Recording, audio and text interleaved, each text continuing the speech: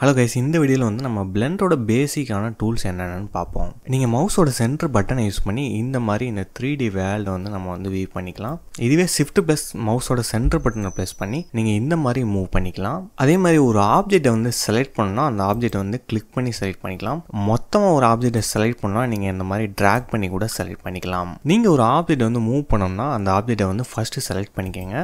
அப்புறம் நேராக வந்து இந்த ஆப்ஷனை கிளிக் பண்ணிங்கன்னா உங்களுக்கு வந்து பார்த்தீங்கன்னா இந்த ஆக்சிஸ் வந்து ஷோ ஆகும். ஸோ இது என்னென்னு பார்த்தீங்கன்னா இந்த ஆப்ஜெக்டை வந்து எந்த ஆக்சிஸில் வந்து மூவ் பண்ணணும் அப்படிங்கிறத நம்மளுக்கு இண்டிகேட் பண்ணுது.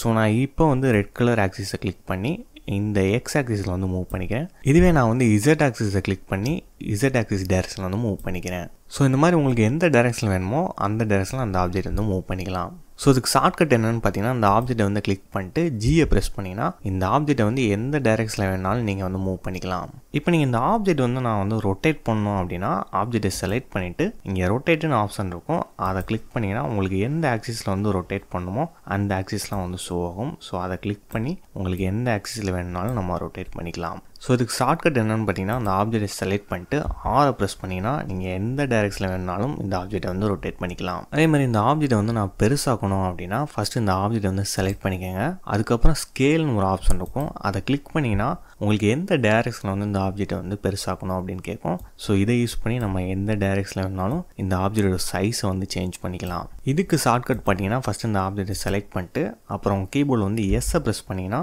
நம்ம எவ்வளோ பெருசாக வேணாலும் ஆக்கிக்கலாம், எவ்வளோ சிறுசாக வேணாலும் நம்ம ஆக்கிக்கலாம்.